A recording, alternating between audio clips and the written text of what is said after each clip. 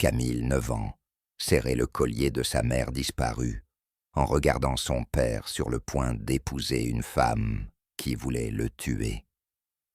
La salle de mariage était magnifique, fleurs blanches, lumières étincelantes, invités heureux.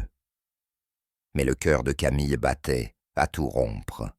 Elle avait découvert le terrible secret de Claire, et c'était sa dernière chance de sauver la vie de papa. Le prêtre sourit. Si quelqu'un s'oppose à cette union, qu'il parle maintenant, ou qu'il se taise à jamais. Camille se leva sa petite voix, tranchant le silence comme un couteau. « Arrête, papa. S'il te plaît, ne l'épouse pas. Elle veut te tuer. » La pièce explosa en exclamations et chuchotements. Le doux sourire de Claire disparut, révélant le mal qui se cachait dessous, mais Camille s'en moquait. Elle devait sauver le seul parent qui lui restait. « Bonjour à tous. Bienvenue dans notre histoire.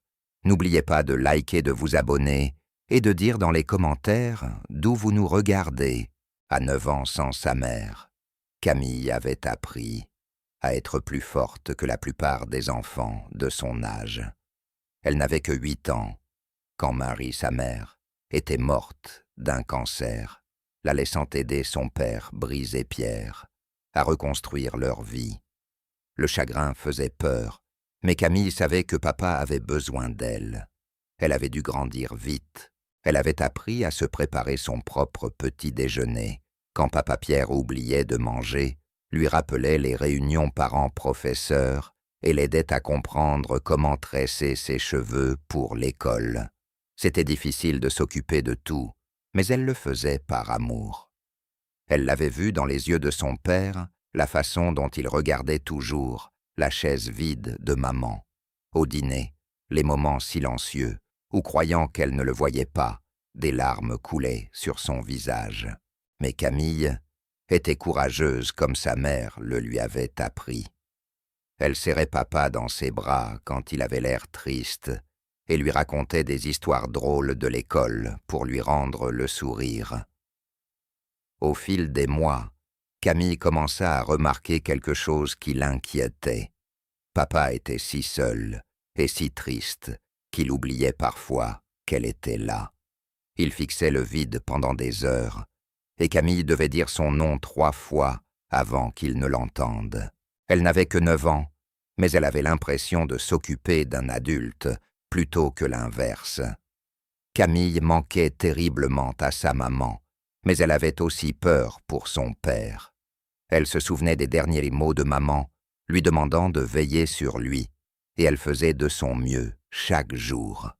C'est pourquoi, quand papa rencontra Claire au supermarché du centre-ville, Camille voulut se réjouir pour lui. Claire était jolie et faisait rire papa à nouveau. Pour la première fois depuis 1 an, il se remit à chanter dans la voiture et à prévoir des sorties amusantes le week-end.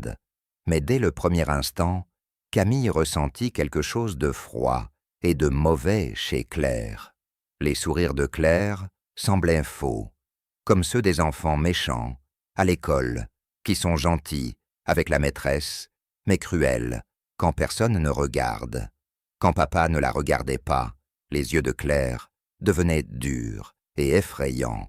Camille essaya de se dire qu'elle était simplement jalouse, qu'elle ne voulait peut-être pas que quelqu'un prenne la place de maman.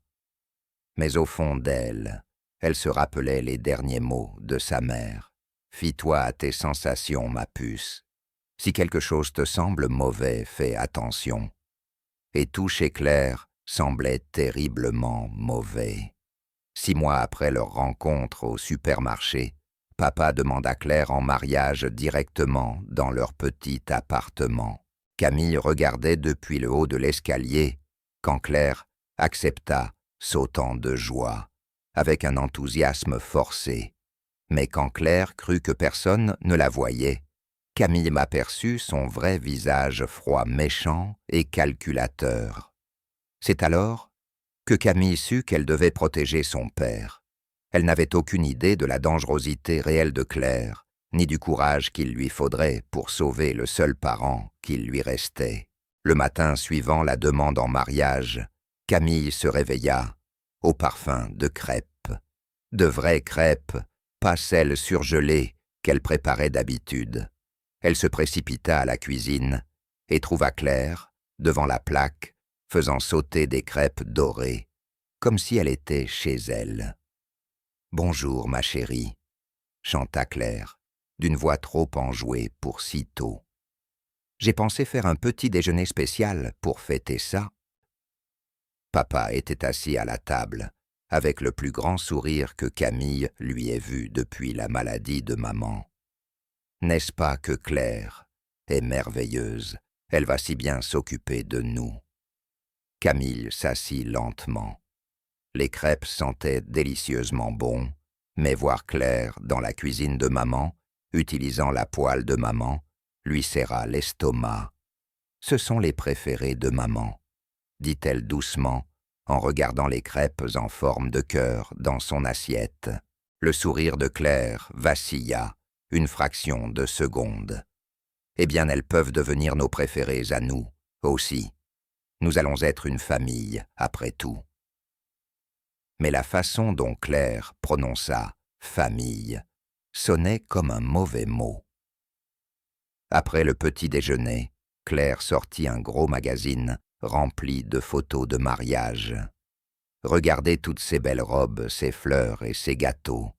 Nous allons avoir le plus magnifique des mariages. » Papa se pencha sur le magazine, pointant différentes images. Et celle-ci, ou celle-là, tout a l'air si parfait. Camille observait le visage de Claire, pendant qu'elle regardait les photos. La plupart des futures mariées semblaient heureuses et rêveuses quand elles parlaient de leur mariage, mais Claire avait l'air de planifier tout autre chose.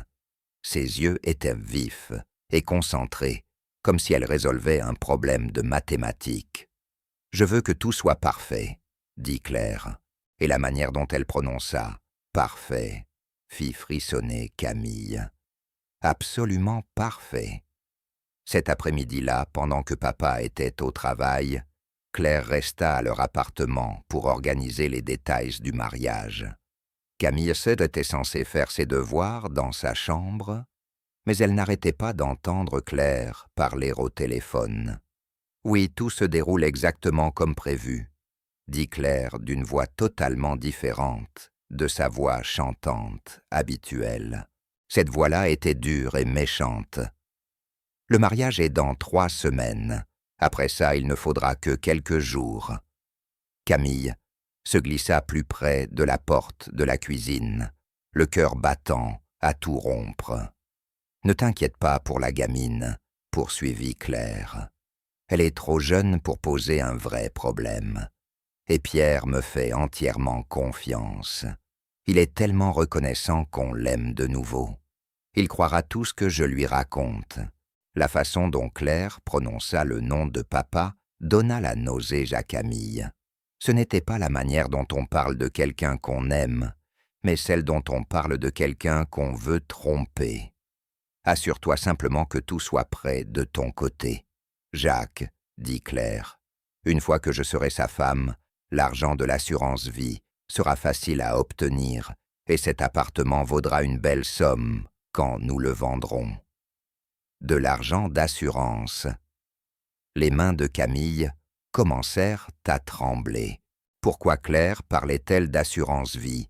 Et qui était ce Jacques? « Je dois te laisser, » dit soudain Claire. La petite pourrait t'écouter. Camille courut vite dans sa chambre et fit semblant de faire des maths, mais son esprit bouillonnait. De quel argent d'assurance s'agissait-il? Que préparait Claire? Et qui était ce Jacques? Quand papa rentra ce soir-là, il portait des fleurs et une petite boîte à bijoux. « Surprise », dit-il en embrassant Claire sur la joue. « J'ai quelque chose de spécial pour toi. » Claire ouvrit la boîte et poussa un cri de joie. À l'intérieur, un magnifique anneau de diamants étincelait sous la lumière de la cuisine. « Oh Pierre, il est splendide », dit Claire, sa voix redevenue douce et fausse. « Je l'adore. » Mais Camille remarqua que Claire regardait la bague comme elle regardait les magazines de mariage, comme si elle calculait combien elle valait. Ce soir-là, après que Claire fut rentrée dans son propre appartement, Camille essaya de parler à papa. « Papa, tu connais vraiment bien Claire ?» demanda-t-elle tandis qu'il l'abordait. « Que veux-tu dire, ma puce? Je veux dire, tu connais sa famille, ses amis où elle vivait avant ?» Papa sourit et lui lissa les cheveux. « Claire et moi, nous apprenons encore à nous connaître, mais c'est ce qui rend tout ça excitant. Elle me fait me sentir vivant à nouveau. Camille, pour la première fois depuis la mort de maman. Je suis heureux. » Camille voulut lui parler du coup de fil de l'assurance vie, du regard froid de Claire. Mais en voyant le visage heureux de papa, elle ne sut pas comment expliquer ce qu'elle avait entendu, sans paraître inventer une histoire. « Je veux juste que tu sois prudent, » dit-elle doucement. « Oh, ma chérie, » répondit papa en l'embrassant sur le front. « Tu n'as pas à t'inquiéter pour moi. Claire nous aime toutes les deux. Elle va très bien s'occuper de notre famille. » Mais quand papa éteignit la lumière et quitta la chambre, Camille toucha le collier de sa mère et murmura « Maman, je crois que papa a des ennuis. Je ne sais pas quoi faire. » Le collier était chaud contre sa peau, et pendant un instant, Camille eut l'impression que sa mère était là, lui disant d'être courageuse et de rester attentive à tout, parce que Camille commençait à comprendre que Claire n'était pas seulement une femme méchante qui n'aimait pas vraiment papa. Claire était bien pire que cela. Les jours suivants semblèrent un mauvais rêve sans fin. Claire était à leur appartement chaque matin et chaque soir, comme si elle y vivait déjà.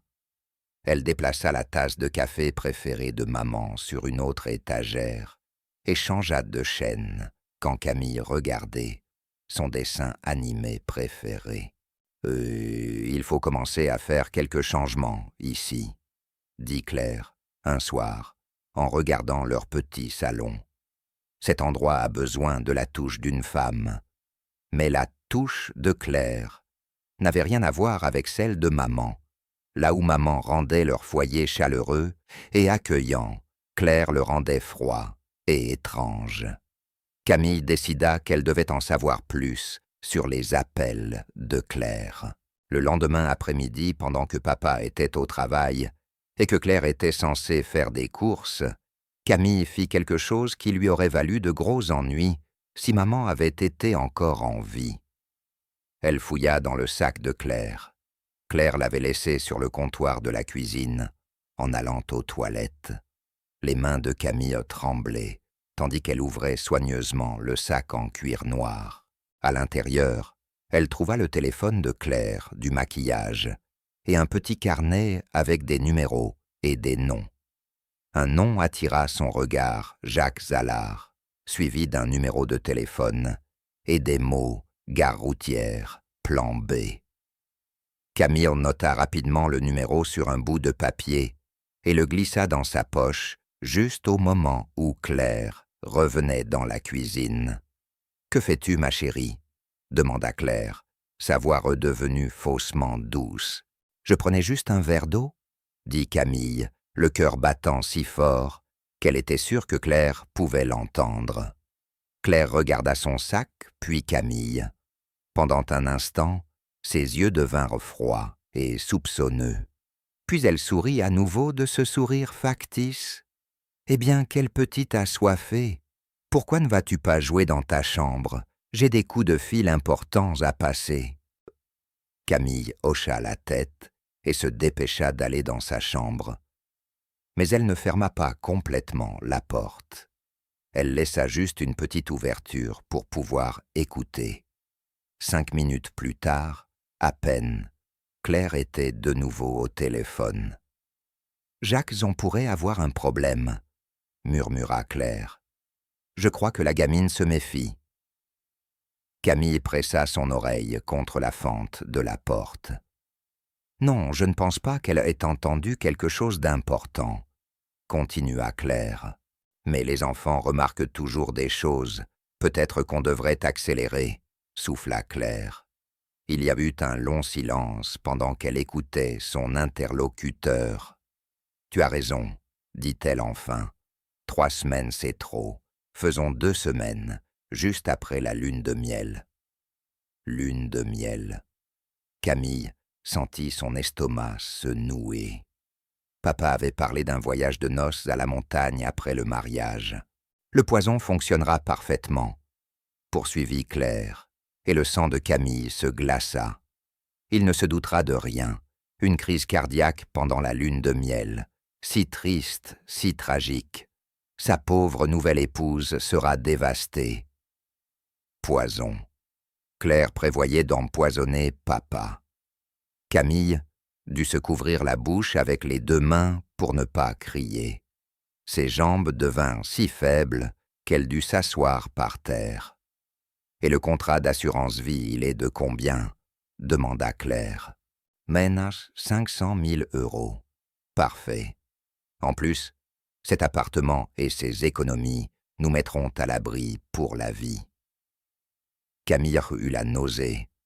Claire n'épousait pas papa par amour. Elle voulait l'épouser pour le tuer et prendre tout son argent. « Je dois y aller, » dit soudain Claire. « Je crois que j'entends quelque chose. » Camille referma doucement sa porte et se jeta sur son lit, attrapant un livre pour faire semblant de lire. Ses mains tremblaient tellement qu'elle peinait à tenir les pages. Quelques instants plus tard, Claire frappa à sa porte. « Camille, je pars maintenant, ma chérie. Ton papa sera bientôt à la maison. »« D'accord, » parvint à dire Camille, s'efforçant de garder une voix normale. Après avoir entendu la porte d'entrée se fermer, elle courut à la fenêtre et regarda Claire partir dans sa voiture rouge. Puis elle se précipita vers le téléphone de la cuisine et composa le seul numéro de quelqu'un qui la croirait. « Oncle Gabriel, c'est Camille. J'ai besoin d'aide. Quelque chose de terrible va arriver à papa. » Oncle Gabriel était le meilleur ami de Pierre depuis la fac.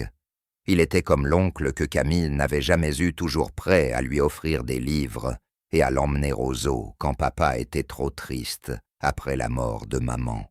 « Doucement, mon petit oiseau, » dit Gabriel de sa voix calme et profonde. « Que se passe-t-il ? C'est Claire ?» s'écria Camille, les mots se bousculant. « Elle n'aime pas vraiment papa. Elle va l'épouser puis l'empoisonner pour prendre son argent. Je l'ai entendu en parler au téléphone. » Un long silence suivit. « Camille, » dit Gabriel avec précaution, « c'est une chose très grave à dire. Tu es sûre de ce que tu as entendu ? » ?»« J'en suis sûr. Elle parlait à quelqu'un nommé Jacques d'un poison et de l'assurance vie. Oncle Gabriel, elle va tuer papa. Où est ton père maintenant ? Au travail, il rentrera bientôt. Et Claire, elle est partie. Elle a dit qu'elle avait des courses à faire. » Oncle Gabriel resta silencieux un moment. « Camille, écoute-moi très attentivement. Ne dis encore rien à ton père. Parfois les adultes ont besoin de preuves avant de croire une chose aussi grave. Tu comprends ? » ?»« Mais oncle Gabriel, je te crois mon petit oiseau, mais nous devons être malins. Peux-tu écrire exactement ce que tu as entendu Claire dire ?» Camille courut dans sa chambre et prit un carnet et un stylo. « D'accord, je suis prête. Note chaque mot dont tu te souviens. Et Camille, si tu entends Claire passer d'autres appels, essaie aussi de les noter. Mais sois très très prudente. Si Claire prépare vraiment quelque chose de mauvais, il ne faut pas qu'elle sache que tu sais. » Après avoir raccroché, Camille se sentit un peu soulagée. Au moins quelqu'un la croyait, mais elle avait aussi peur. Si Claire découvrait que Camille connaissait son plan, que lui ferait-elle ? Ce soir-là, papa rentra avec de la nourriture chinoise à emporter et d'autres fleurs pour Claire. « Où est Claire ? » demanda-t-il en regardant autour de l'appartement. « Elle a dû rentrer chez elle, » répondit Camille. Papa, je peux te demander quelque chose. Bien sûr, ma chérie, tu as une assurance vie. Papa parut surpris. C'est une drôle de question, Camille. Pourquoi tu demandes ça? Le cœur de Camille se remit à battre plus vite. Elle ne pouvait pas lui dire la vérité. Pas encore. On en a parlé à l'école que les adultes prennent une assurance pour protéger leur famille. Eh bien oui, j'ai une assurance vie. Après la mort de maman, j'ai pris une bonne police pour que s'il m'arrivait quelque chose, tu sois à l'abri. Elle est de combien? Papa s'assit à côté d'elle sur le canapé. Assez pour que tu puisses aller à l'université et avoir une belle vie. Mais Camille, il ne m'arrivera rien. Je suis jeune et en bonne santé. Mais Camille savait quelque chose que papa ignorait. Quelque chose d'horrible se préparait, et elle était la seule à pouvoir l'arrêter. Cette nuit-là, après que papa se fut couché, Camille s'assit près de sa fenêtre et leva les yeux vers les étoiles. Elle toucha le collier de sa mère et murmura « Maman, je ne sais pas comment sauver papa. Je ne suis qu'une enfant. Que suis-je censée faire ?» Le collier était chaud contre sa peau, et Camille sut au fond d'elle ce que sa mère lui dirait « Sois courageuse, ma puce, sois maligne et courageuse. » Le lendemain matin, Camille se réveilla avec un plan. Elle avait besoin d'une preuve, une vraie, que les adultes croiraient. Oncle Gabriel avait dit qu'il fallait des preuves, et c'est exactement ce qu'elle allait chercher. Claire venait déjeuner pour discuter des détails du mariage avec papa. C'était peut-être la chance de Camille d'inspecter plus attentivement les affaires de Claire. Quand Claire arriva, elle portait un grand sac blanc et paraissait plus excitée que d'habitude. « J'ai apporté ma robe de mariée pour vous la montrer », annonça-t-elle, sortant la plus belle robe blanche que Camille ait jamais vue. Elle était couverte de minuscules perles et scintillait sous la lumière du soleil, entrant par la fenêtre du salon. Les yeux de papa s'embuèrent. « Mary aurait adoré te voir dans cette robe, » dit-il doucement. L'espace d'une seconde, le sourire de Claire se figea, et Camille vit quelque chose de sombre traverser son visage. Puis le faux sourire sucré revint. « Je suis sûre qu'elle l'aurait aimé, » répondit Claire, mais sa voix sonnait raide et glaciale. Pendant que papa et Claire feuilletaient des magazines de mariage sur le canapé, Camille demanda la permission d'aller aux toilettes. En réalité, elle se glissa dans le couloir où Claire avait laissé son sac et sa veste. Cette fois, Camille fut encore plus prudente. Elle ouvrit discrètement la fermeture du sac de Claire et regarda à l'intérieur. Il y avait de nouveau le petit carnet, mais avec de nouvelles notes. Elle lut les mots « mariage 2 semaines », puis en dessous « chalet de lune de miel, montagne vue ». Mais ce qui lui coupa le souffle fut la ligne suivante « poison, demandez à Jacques pour le moment ». Camille sortit rapidement son vieux téléphone, celui que papa lui avait donné pour les urgences, et prit une photo de la page. Ses mains tremblaient, si fort qu'elle faillit laisser tomber l'appareil, mais un bruit la figea. « Camille, où es-tu, ma chérie ?» La voix de Claire se rapprochait. Camille remit tout en place, à la hâte, et courut aux toilettes, tirant la chasse, juste au moment où Claire frappait à la porte. « Je suis là, » répondit Camille, essayant de garder une voix normale. « Très bien, ma puce, nous allons commander une pizza pour le déjeuner. Tu veux laquelle ? » « Fromage, ça me va, » dit Camille, fière de ne pas avoir laissé sa voix trembler. Pendant le repas, Camille observa attentivement Claire. Elle remarqua que Claire mangeait à peine sa part et vérifiait sans cesse son téléphone, comme si elle attendait un message important. « Je dois sortir 1 minute, » dit Claire soudainement. « Le travail m'appelle. » Mais Camille, elle avait vu le nom qui s'était affiché sur l'écran, ce n'était pas le travail, c'était Jacques. Dès que Claire sortit, Camille courut à la fenêtre de sa chambre, qui donnait sur la ruelle derrière l'immeuble. Elle aperçut Claire faisant les 100 pas, en parlant au téléphone. Camille ouvrit la fenêtre juste un tout petit peu pour entendre. « Le mariage est dans 13 jours, disait Claire. Tu es prêt pour tout. » Camille n'entendait pas Jacques, mais elle percevait les réponses de Claire. « Bien. Et tu es sûr que ce produit ne sera pas détecté? Il faut que ça ressemble à une crise cardiaque naturelle. » Camille sentit son estomac se nouer, mais continua d'écouter. « Je le mettrai dans son café le 2e matin au chalet de lune de miel. Il boit toujours son café en premier. Quand quelqu'un le trouvera, il sera trop tard. » Claire fit une pause, écoutant Jacques. « Ne t'inquiète pas pour la petite. Après la mort de Pierre, je l'enverrai vivre chez des parents. Je ne veux pas d'elle de toute façon. Elle est trop curieuse pour son propre bien. » Camille dut se mordre la lèvre pour ne pas pleurer. Claire prévoyait non seulement de tuer papa, mais aussi de se débarrasser d'elle. « Assure-toi simplement que tout soit prêt, » continua Claire. « Le poison, la fausse identité pour moi, et les billets d'avion. Nous serons en route pour le Mexique, avec tout son argent, avant que quiconque ne se rende compte de quoi que ce soit. » Le Mexique. Claire prévoyait donc de prendre l'argent de papa et de fuir à l'étranger. « Je dois y aller, » dit-elle. « La gamine doit se demander où je suis. » Camille referma rapidement la fenêtre et revint à la cuisine en faisant semblant de ranger les boîtes de pizza.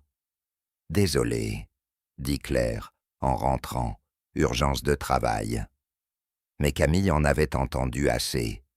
Claire ne comptait pas seulement empoisonner papa, elle avait tout un plan de fuite avec Jacques. Il allait en prendre tout l'argent de papa et disparaître. Ce soir-là, après que Claire fut enfin partie et que papa se fut couché, Camille appela de nouveau oncle Gabriel, en chuchotant dans le téléphone. « Oncle Gabriel, je l'ai entendu parler à Jacques au téléphone aujourd'hui.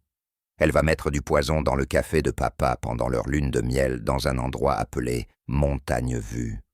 Ensuite, elle partira au Mexique avec tout son argent. » Oncle Gabriel resta silencieux un long moment. « Camille, tu as tout noté comme je te l'ai demandé. »« Oui, et j'ai aussi pris une photo de son carnet. On y parle du poison et du moment à choisir. Bonne fille. Écoute, je vais passer quelques coups de fil demain. Mais Camille, c'est très important. Tu ne dois absolument pas laisser Claire savoir que tu te doutes de quelque chose. Peux-tu faire semblant que tout va bien jusqu'à ce que je trouve quoi faire? » « Je vais essayer, » répondit Camille, même si elle ne savait pas comment feindre la normalité, en sachant que Claire prévoyait de tuer son père. « Et Camille, cache ce téléphone dans un endroit sûr.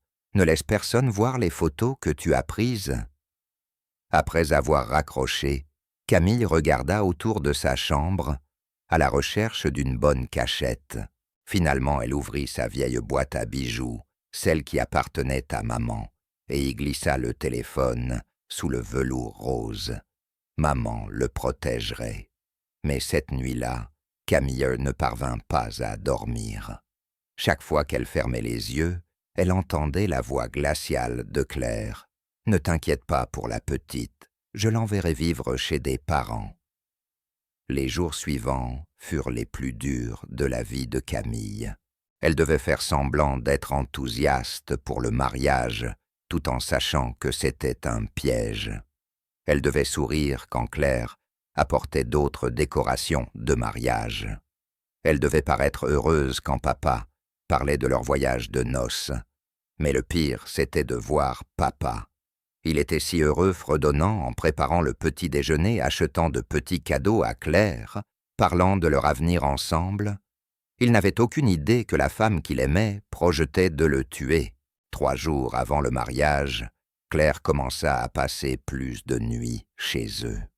« Il faut qu'on s'habitue à vivre ensemble, » dit-elle à Pierre avec ce faux sourire sucré. Mais Camille remarqua que Claire l'observait sans cesse maintenant, et elle vit que le sac de Claire n'était plus jamais laissé sans surveillance. Elle l'emportait partout, même aux toilettes. Le jeudi soir, 2 jours avant le mariage, Camille se réveilla, au son de la voix de Claire dans le couloir. Elle se glissa jusqu'à la porte de sa chambre et l'entr'ouvrit. Claire parlait encore au téléphone, mais plus bas que d'habitude. « Tout est prêt pour samedi », chuchota Claire. « La cérémonie est à 14 heures, puis nous partons pour le chalet à 16 seuls. Tu me rejoindras dimanche soir avec tout d'accord. » Camille retint son souffle, tendant l'oreille. « Bien. Assure-toi que le poison soit assez fort, mais indétectable. Il faut que cela ressemble à une crise cardiaque due à l'émotion d'un jeune marié. » Claire eut un petit rire froid et cruel qui fit frissonner Camille. « D'ici lundi matin, je serai Madame Pierre Dubois, et lundi soir, je serai une riche veuve. » Camille eut envie de courir dans la chambre de son père pour tout lui dire, mais elle se rappela les paroles de l'oncle Gabriel sur la nécessité d'avoir des preuves que les adultes pourraient croire. Le lendemain matin, vendredi veille du mariage, papa courait partout pour faire repasser son costume et récupérer les alliances. Claire annonça qu'elle avait des courses à faire et partit tôt. C'était la chance de Camille. Elle appela son oncle Gabriel. Elle a rendez-vous avec Jacques au chalet dimanche soir, chuchota Camille. Et elle a dit que le poison ne se verrait pas aux analyses. Camille, j'ai passé quelques appels. J'ai un ami à la police, et je crois qu'il est temps de les impliquer. Mais ils auront besoin de plus que ta parole. Penses-tu pouvoir être très courageuse et essayer d'enregistrer Claire parlant avec Jacques? Le cœur de Camille se mit à battre plus vite. « Tu veux dire avec mon téléphone ?»« Oui. Si tu peux capter sa voix disant ces choses sur l'empoisonnement de ton père, la police sera obligée de prendre ça au sérieux. » « Et si elle me surprend ?» La voix de Gabriel resta douce mais ferme. « Je sais que c'est effrayant, mon petit oiseau, mais réfléchis, si nous ne l'arrêtons pas demain, ton papa n'aura aucune chance.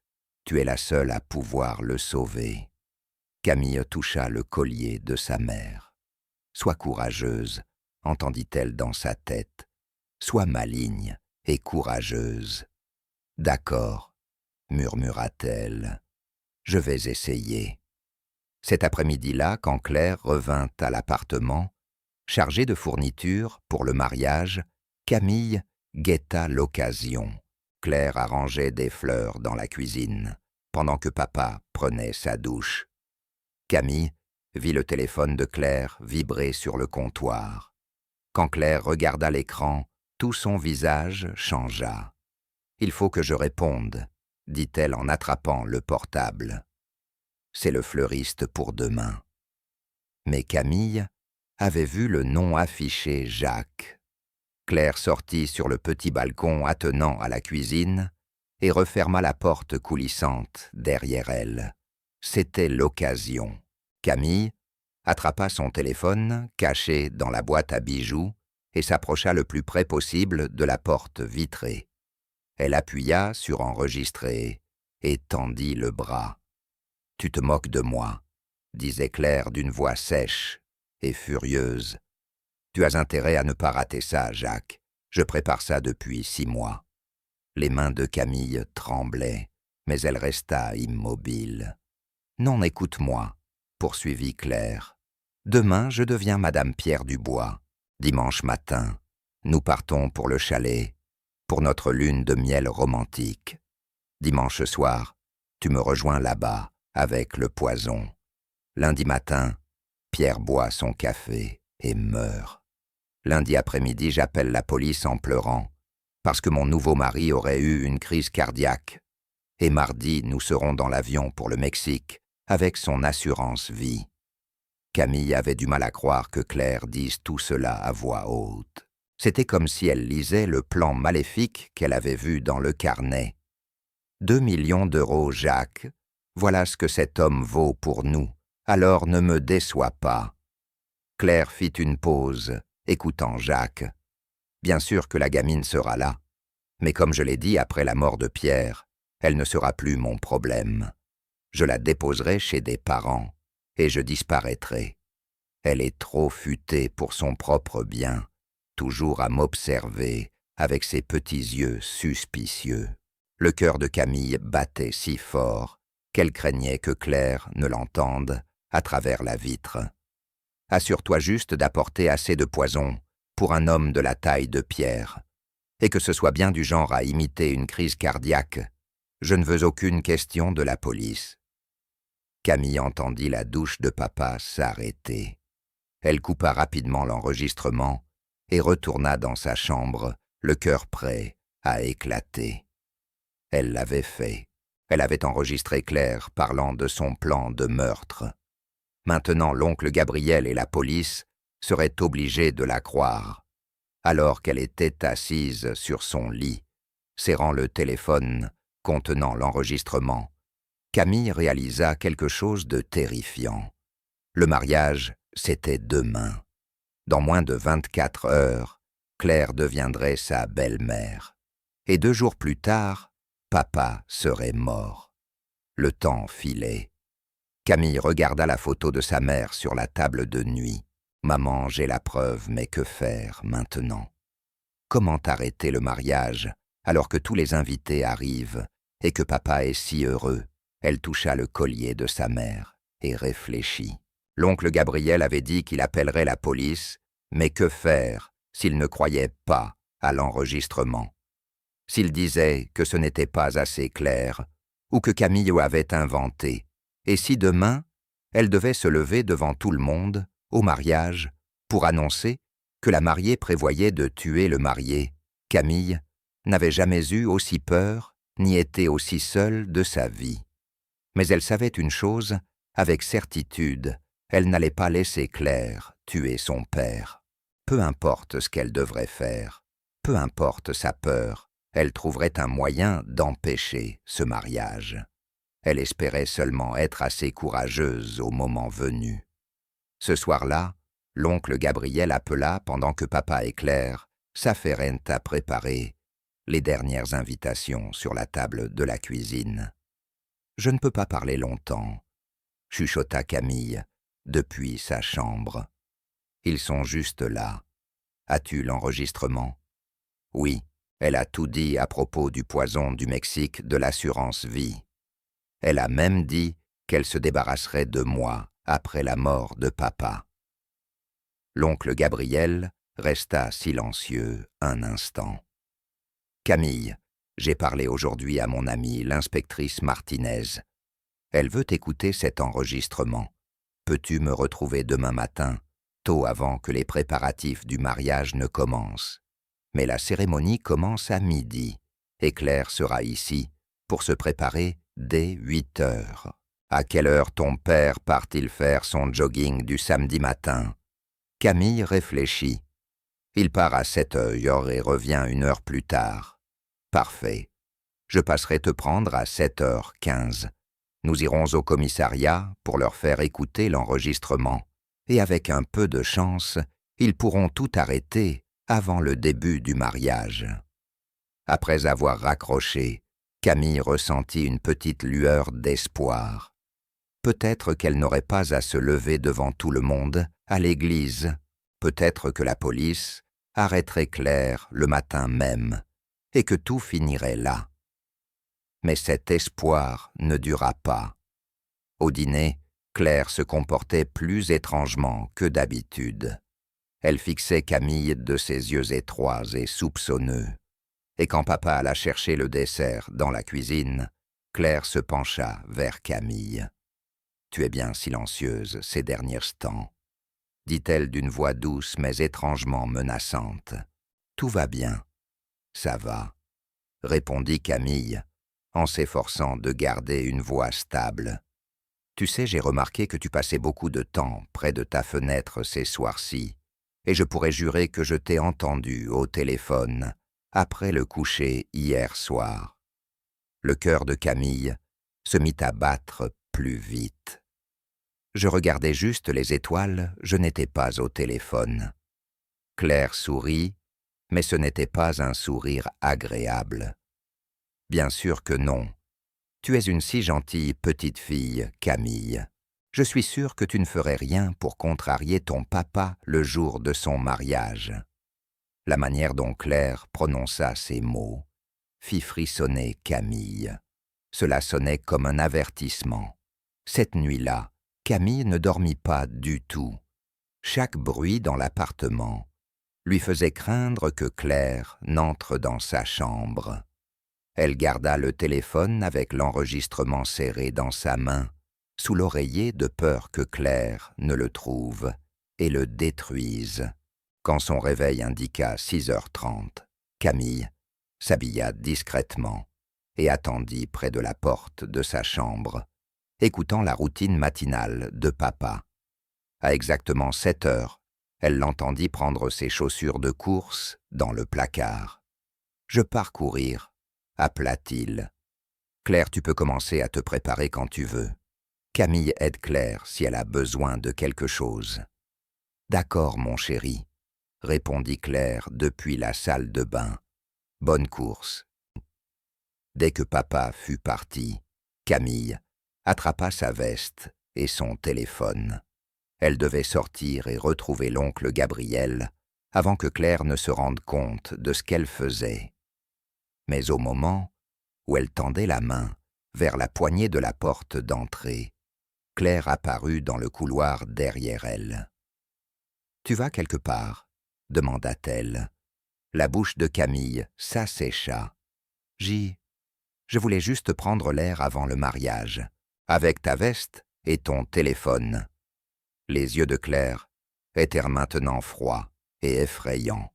« Camille, je crois que toi et moi devons avoir une petite discussion. » Claire s'approcha et Camille sentit son parfum.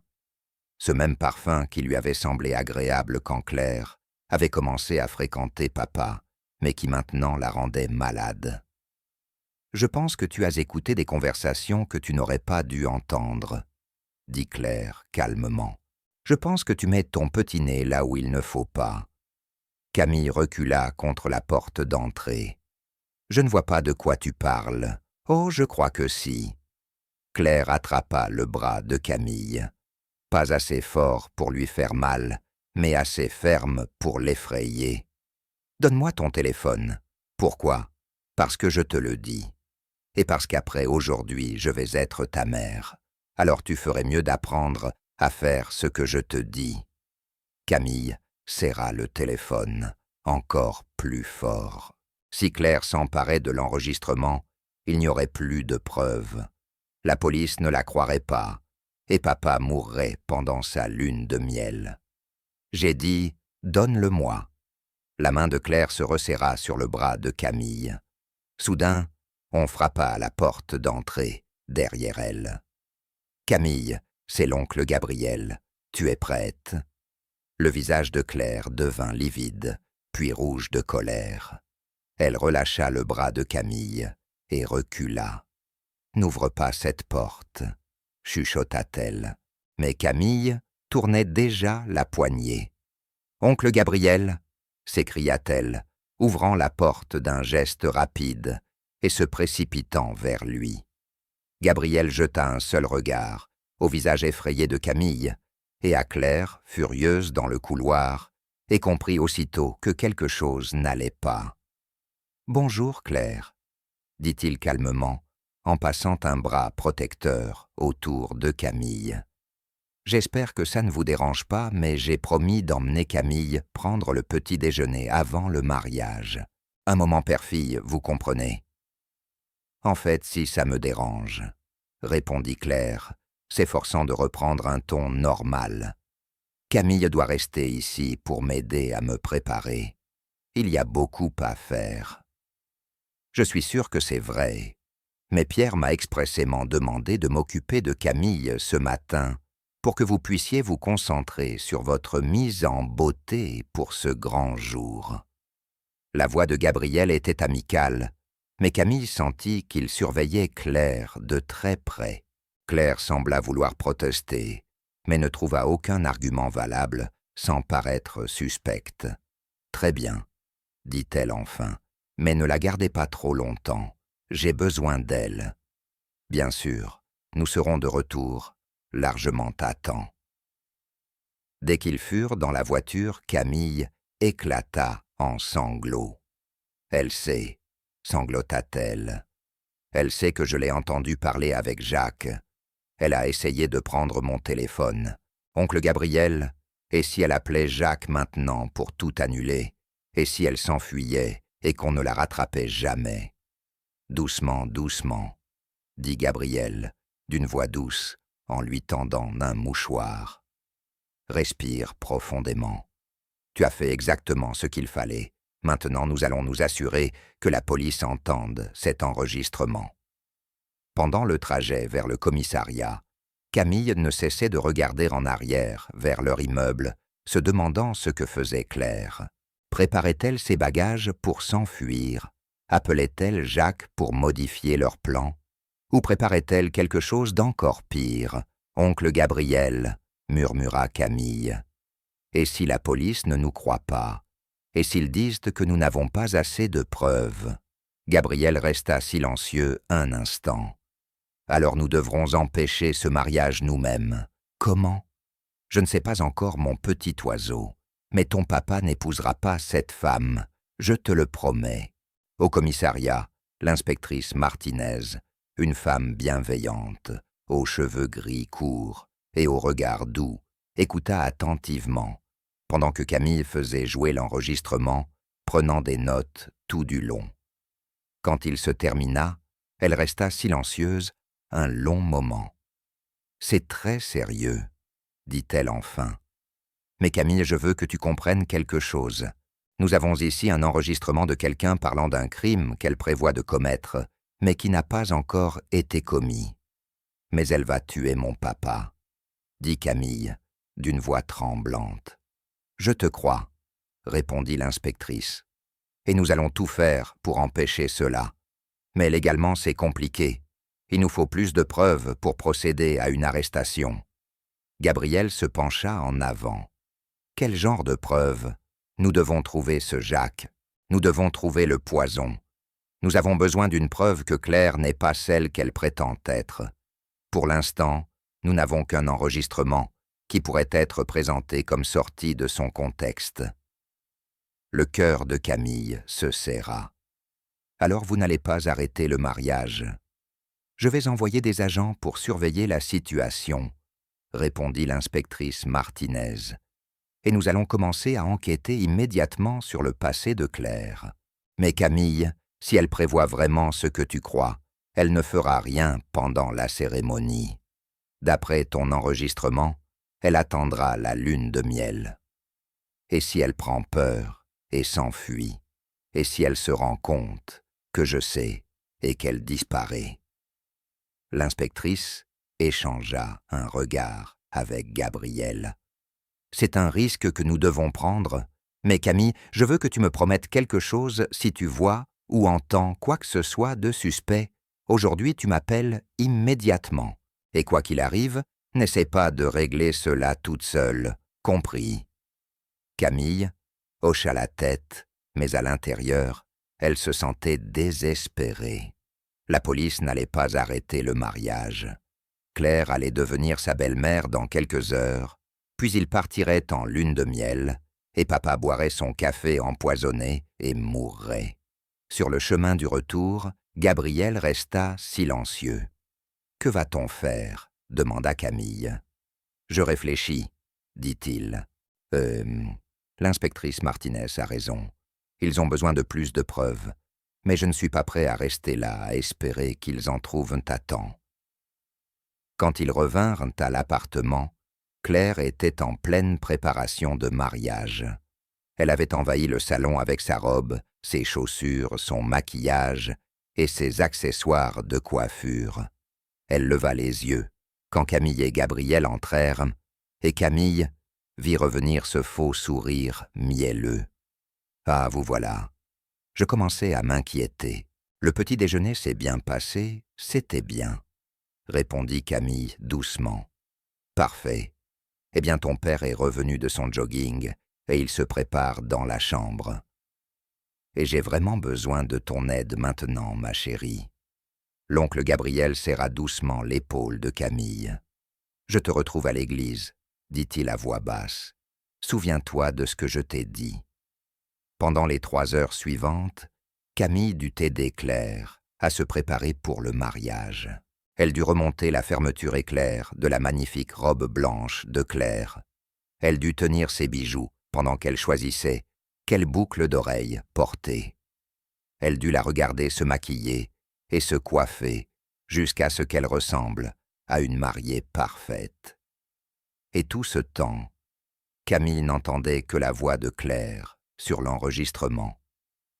Lundi matin, Pierre boit son café et meurt.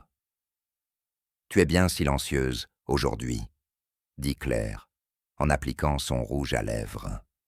« Tu es excitée pour le mariage ?»« Oui, » mentit Camille. « Bien, parce qu'après aujourd'hui nous serons une vraie famille. Et Camille, je veux que tu saches que je vais très bien m'occuper de ton père. Il sera très très heureux. » La façon dont Claire prononça ces mots donna la nausée à Camille. À 11h30, la voiture arriva pour les emmener à l'église. Papa était élégant dans son smoking noir et Claire était magnifique dans sa robe blanche. Ils formaient le couple parfait en apparence. Si seulement papa savait ce que Camille savait. L'église était décorée de roses blanches et de gypsophiles. Tous les amis et la famille de papa étaient là vêtus de leurs plus beaux habits, souriant et prenant des photos. Tout le monde était si heureux, si excité. Camille s'assit au premier rang portant sa plus belle robe et le collier de sa mère. L'oncle Gabriel était à côté d'elle, et elle sentait qu'il observait chaque détail avec attention. Quand la marche nuptiale retentit et que Claire remonta l'allée au bras de son père, Camille sentit qu'elle allait vomir. Tout le monde souriait, certains pleuraient de joie. Mais tout ce à quoi Camille pensait, c'était que dans quelques minutes, Claire deviendrait Madame Pierre Dubois. Puis il prendrait la route du chalet de montagne. Puis Jacques apporterait le poison. « Chers frères et sœurs, » commença le prêtre, « nous sommes réunis aujourd'hui pour célébrer l'union de Pierre et Claire dans le saint mariage. » Camille serra la main de l'oncle Gabriel. Le collier de sa mère était chaud contre sa poitrine. « Le mariage est un engagement sacré, » poursuivit le prêtre. « Il repose sur la confiance, l'honnêteté et l'amour. » Confiance, honnêteté. Claire n'avait aucune de ces qualités. Elle avait des mensonges, du poison et un plan pour voler l'argent de papa. Si quelqu'un connaît une raison pour laquelle ces deux personnes ne devraient pas être unies par le mariage, qu'ils parlent maintenant ou se taisent à jamais. L'église devint complètement silencieuse. C'était le moment de Camille. Mais sa voix ne sortait pas. Elle ouvrit la bouche sans qu'aucun son n'en sorte.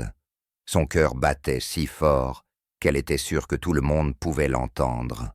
« Très bien alors, » dit le prêtre prêt à continuer.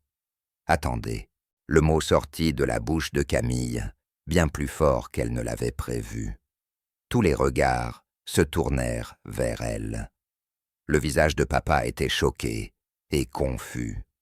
Celui de Claire devint d'abord blanc, puis rouge de colère.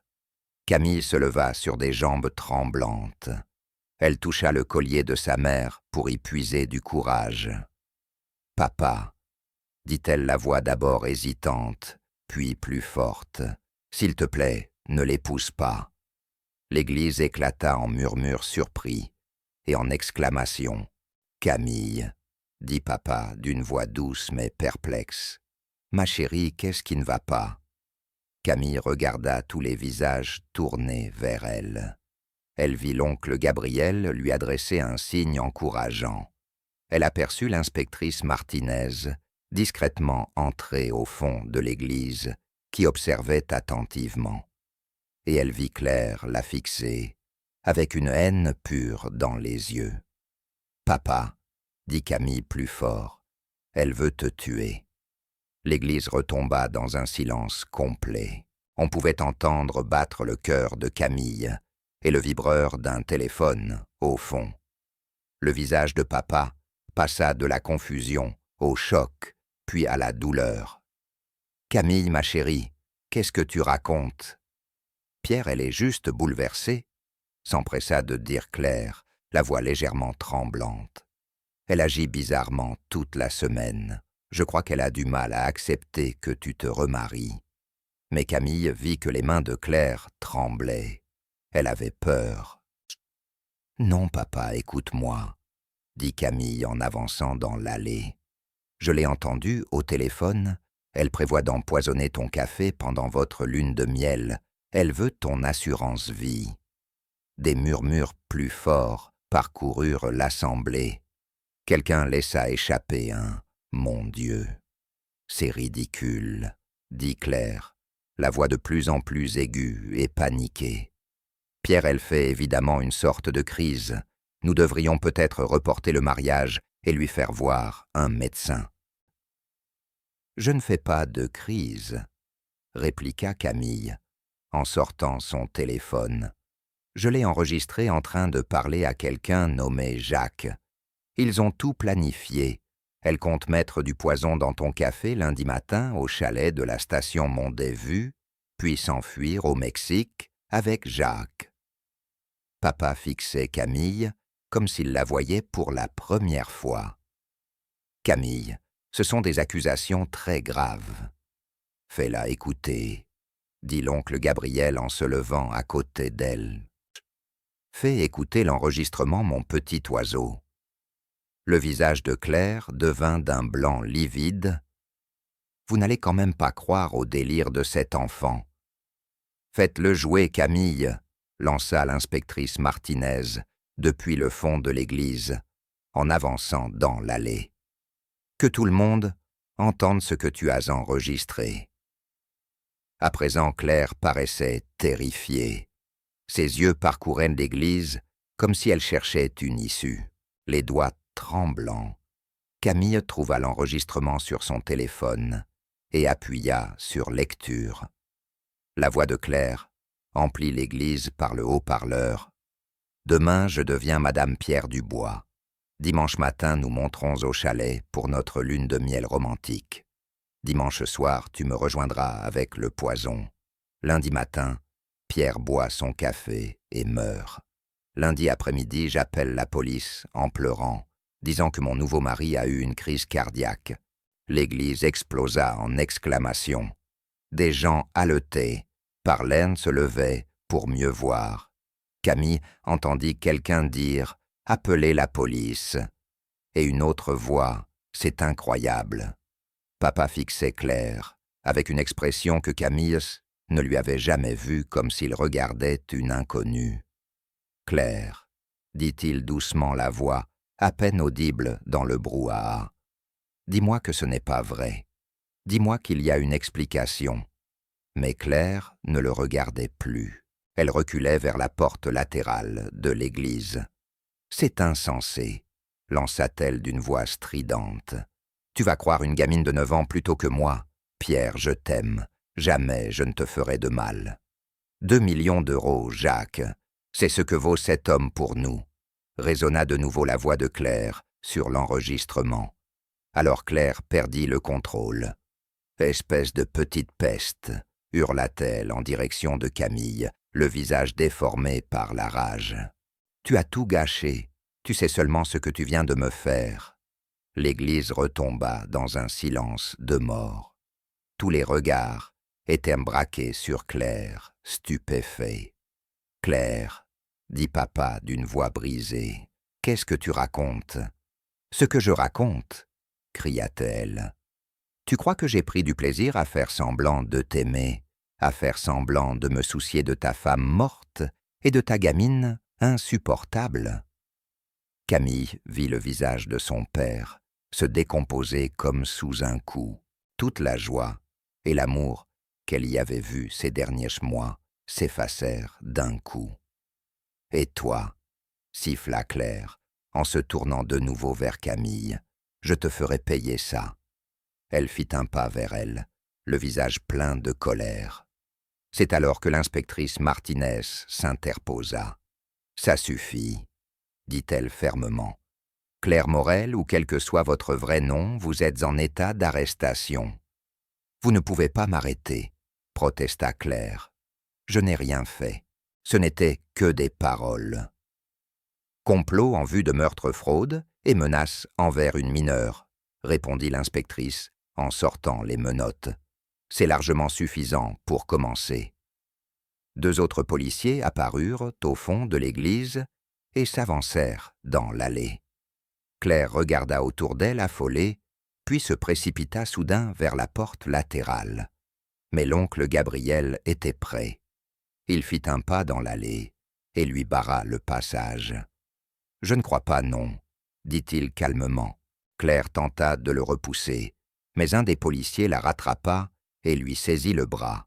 « Lâchez-moi » hurla-t-elle, se débattant contre les menottes.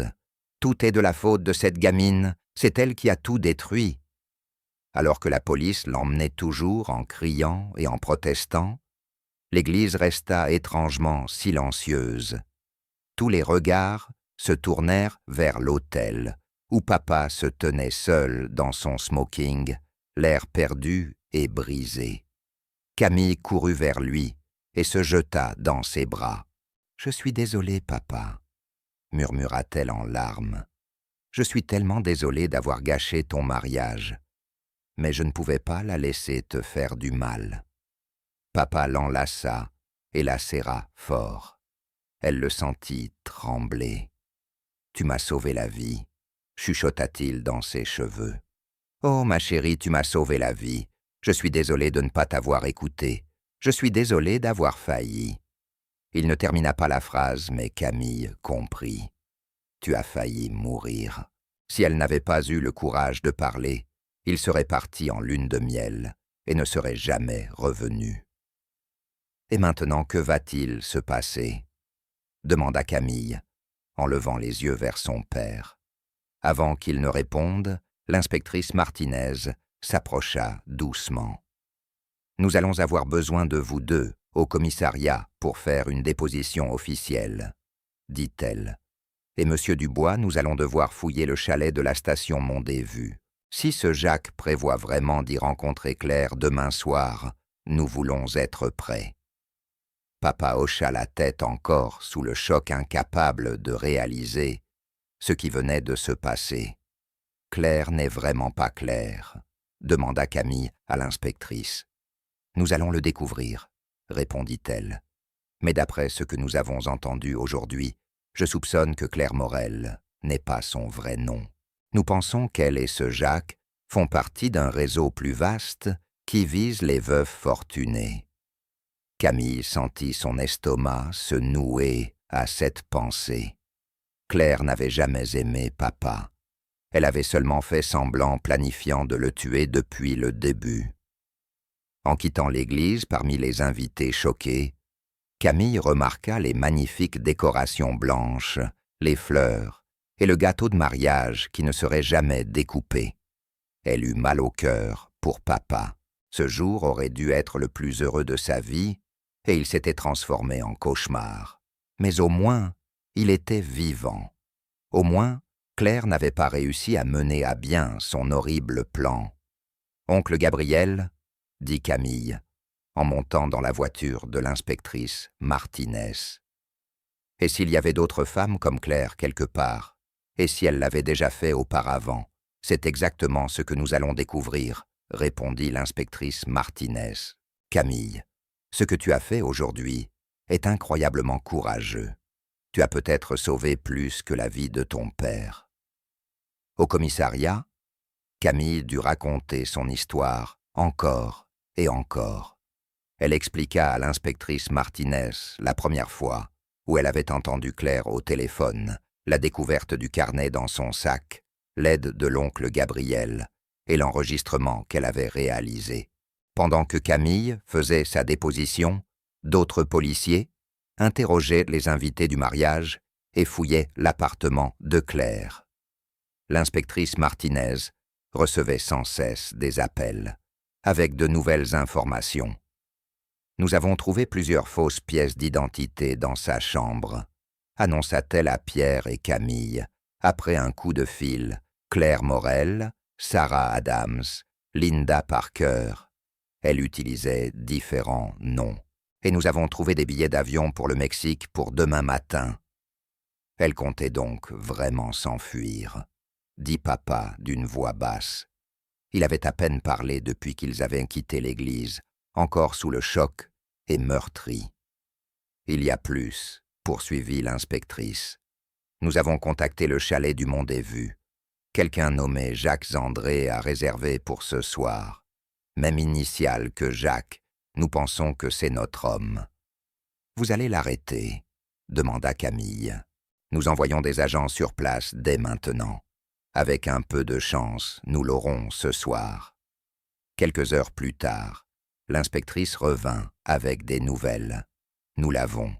Jacques André, de son vrai nom, Jacques Zallard, était au chalet avec un sac contenant du poison et de faux papiers d'identité. Il a tout avoué quand il a compris que Claire avait été arrêtée. C'était la première fois qu'il faisait quelque chose de ce genre, demanda l'oncle Gabriel. L'inspectrice secoua la tête avec gravité. Jacques nous a dit qu'il menait cette arnaque depuis 3 ans. Ils ont visé au moins 6 autres hommes dans 3 régions différentes. Papa releva la tête brusquement. D'autres hommes, qu'est-il arrivé à eux? 2 sont morts dans des circonstances suspectes, à l'époque jugées comme des crises cardiaques naturelles. Les autres ont rompu leur fiançailles avec Claire ou Sarah. Avant le mariage, Jacques a expliqué que Claire disparaissait dès qu'elle sentait que la cible devenait méfiante. Camille sentit son cœur se serrer. Claire et Jacques avaient réellement tué des gens de vraies personnes, avec des familles qui les aimèrent. Donc si je n'avais pas arrêté le mariage, papa ne termina pas la phrase. Vous seriez probablement mort d'ici mardi, dit l'inspectrice Martinez d'un ton à la fois franc et compatissant. Votre fille vous a sauvé la vie, monsieur Dubois, et elle a probablement empêché Claire et Jacques de tuer encore. Quand ils rentrèrent enfin, ce soir-là, l'appartement paraissait différent. Toutes les affaires de Claire avaient disparu, emportées par la police, comme pièces à conviction. Les décorations de mariage qui encombraient le salon avaient aussi été retirées. L'oncle Gabriel était passé plus tôt pour tout ranger. Papa s'assit sur le canapé et enfouit sa tête dans ses mains. « Je me sens tellement stupide, dit-il. Comment n'ai-je rien vu? Comment une fillette de 9 ans a-t-elle compris ce que j'ai complètement manqué ?» Camille s'assit à côté de lui. « Parce que tu croyais l'aimer, papa. Ou du moins, tu le pensais. Elle jouait vraiment bien la comédie. Mais au fond de toi, tu savais qu'il y avait quelque chose qui clochait, non ?» Camille hocha la tête. Elle ne m'a jamais paru sincère. Quand elle souriait, ça n'atteignait jamais ses yeux. Et elle ne semblait pas vraiment se soucier de maman ni de moi. Elle faisait seulement semblant. Papa la serra dans ses bras.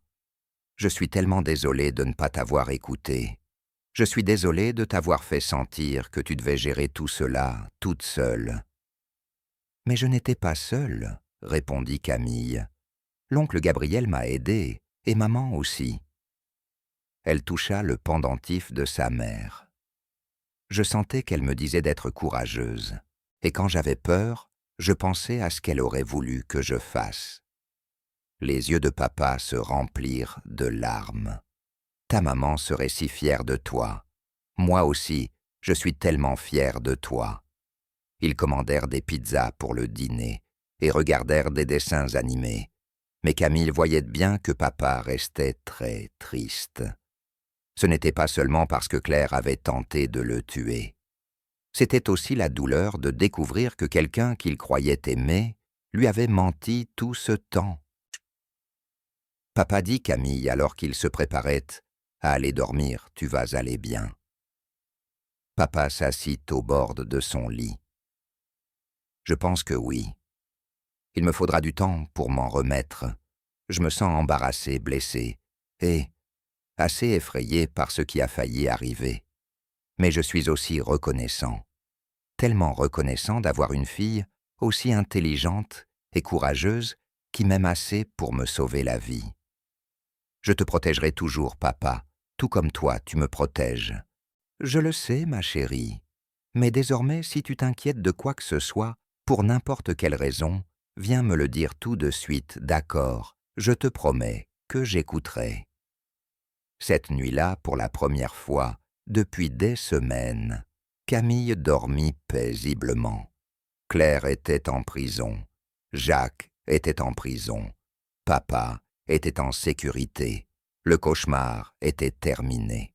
Mais le lendemain matin, en se réveillant, Camille trouva papa assis à la table de la cuisine, le journal à la main et une expression très grave sur le visage. « Qu'est-ce qui ne va pas ?» demanda Camille soudain inquiète. « Regarde ça », dit papa, en lui montrant la une du journal. Le titre du journal annonçait « Une fillette locale empêche un mariage et sauve son père d'un complot meurtrier ». Il y avait une grande photo de l'église, avec des voitures de police à l'extérieur, et une plus petite montrant Claire conduite menottée. « On est dans le journal », demanda Camille, les yeux écarquillés. « Pas seulement dans le journal », répondit papa. « L'inspectrice Martinez a appelé ce matin. L'histoire passe aussi aux infos. Et apparemment certaines familles des autres victimes de Claire et de Jacques veulent nous rencontrer. »« Pourquoi ?»« Pour te remercier, » dit papa doucement. « Camille, grâce à ce que tu as fait, la police a pu rouvrir les enquêtes sur les 2 hommes morts. Leurs familles vont peut-être enfin obtenir justice. » Camille se sentit submergée. Elle avait seulement voulu sauver son père. Elle n'avait pas pensé à toutes les autres personnes que Claire et Jacques avaient blessées. « Il y a autre chose ?» poursuivit papa. L'inspectrice Martinez a dit qu'il pourrait y avoir d'autres complices. Claire et Jacques faisaient peut-être partie d'un réseau plus vaste qui s'attaque aux personnes seules. Le police judiciaire veut aussi nous interroger. Le police judiciaire. Les yeux de Camille s'agrandirent encore. Ce n'est rien d'effrayant, rassura papa. Ils veulent juste comprendre comment Claire opérait pour arrêter d'autres criminels qui feraient la même chose. À ce moment, le téléphone sonna. Papa répondit et parla doucement quelques minutes avant de raccrocher. « C'était qui ?» demanda Camille. « Un journaliste de France 2. Ils veulent faire une interview avec nous. » Camille réfléchit. « On est obligé. Non, on ne doit rien faire qu'on ne veuille pas. Mais je pense que ton histoire pourrait aider d'autres personnes. Il y a peut-être d'autres enfants qui sentent que quelque chose ne va pas avec le compagnon de leurs parents, mais ne savent pas quoi faire. » Camille toucha le collier de sa mère et pensa à ce que maman aurait voulu. Peut-être qu'en partageant son histoire, elle pourrait protéger d'autres familles. « D'accord, » dit-elle, « mais l'oncle Gabriel pourra être là aussi. »« Bien sûr, » dit papa. « L'oncle Gabriel sera toujours là quand tu auras besoin de lui. Tout comme toi, tu étais là quand j'avais besoin de toi. » Au cours des semaines suivantes, Camille et son père donnèrent plusieurs interviews à des journaux, à des émissions télévisées et même aux polices judiciaires. Chaque fois, Camille raconta son histoire, expliquant comment elle avait suivi son instinct et trouvé le courage de parler quand quelque chose lui paraissait suspect. Les interviews l'intimidaient au début, mais elle se sentit fière quand l'inspectrice Martinez lui annonça que 3 autres familles s'étaient manifestées après l'avoir vu aux informations avec des histoires similaires. Le police judiciaire enquêtait maintenant sur ce qu'ils appelaient un réseau de veuves noires, un groupe qui visait des veuves ou veuves pour leur voler leur argent. Ton courage a déclenché quelque chose de vraiment important, lui dit l'inspectrice lors d'une rencontre. Nous pensons que nous allons pouvoir éviter que beaucoup d'autres familles ne vivent ce que vous avez failli vivre, 6 semaines après le mariage qui n'avait jamais eu lieu.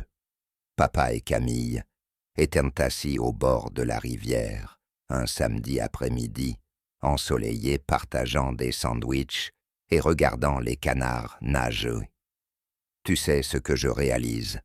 dit papa en lançant des morceaux de pain aux canards. « Quoi ? J'ai passé tellement de temps à regretter maman et à me sentir seul que j'ai oublié à quel point notre famille elle était déjà parfaite.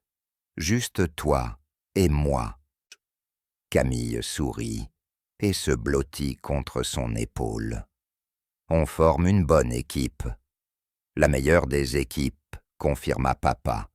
Et je te promets que si jamais je décide de fréquenter quelqu'un à nouveau, ce qui n'arrivera pas avant très longtemps, je t'écouterai dès le début. Ton instinct est meilleur que le mien. » « Marché conclu, dit Camille en riant. À ce moment, le téléphone de papa vibra avec un message. Il le lut et sourit. « Bonne nouvelle, dit-il.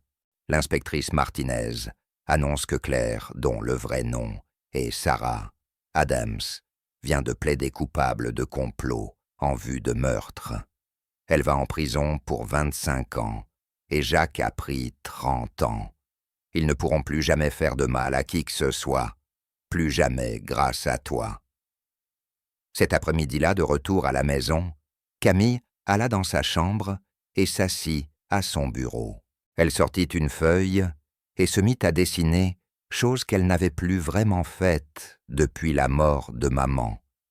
Elle dessina une image d'elle et de papa, assis au bord de la rivière, le soleil brillant au-dessus d'eux et les canards nageant tout près. En haut du dessin, elle traça un petit cœur avec le mot « maman » à l'intérieur, les regardant d'en haut comme un ange gardien. Quand elle eut terminé, elle épingla le dessin au mur juste à côté de l'ancienne photo de sa mère. Puis elle toucha le collier de maman et murmura « Merci de m'avoir aidée à être courageuse, maman. J'ai sauvé papa comme tu l'aurais voulu. » Un an plus tard, Camille aidait son père à préparer des crêpes pour le petit déjeuner quand le téléphone sonna. C'était l'inspectrice Martinez avec une nouvelle qui les fit sourire tous les deux.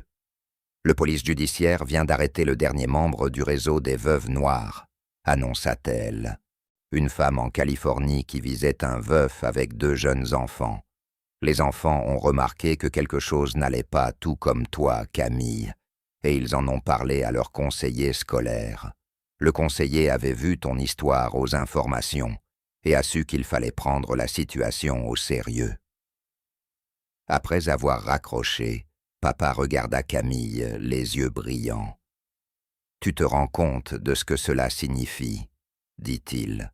« Ces enfants ont appris grâce à ton exemple. Tu n'as pas seulement sauvé ma vie, tu as aussi appris à d'autres enfants comment protéger leur famille. » Camille sentit une chaleur douce l'envahir, comme si elle était enveloppée dans un câlin de sa maman. Ce soir-là, tandis que papa l'abordait, Camille leva les yeux vers le dessin accroché au mur et vers la photo de maman qui leur souriait. « Papa, » dit-elle d'une voix ensommeillée. « Oui, ma chérie, je crois que maman serait fière de notre petite famille. Je le crois aussi, » répondit papa en l'embrassant sur le front. « Je pense qu'elle serait très très fière de nous deux. » Alors que Camille s'endormait portant le collier de sa mère et se sentant aimée et en sécurité, elle sut qu'il y a des moments où la chose la plus importante qu'on puisse faire est d'écouter son cœur et de trouver le courage de parler pour les gens qu'on aime. Et parfois même, quand on n'a que 9 ans, on peut être le héros dont sa famille a besoin. J'espère que vous avez pris autant de plaisir à découvrir cette histoire que j'en ai eu à la créer. Aimez partager et commenter les leçons que vous en avez tirées. Dites-moi dans les commentaires d'où vous me regardez. On se retrouve dans la prochaine.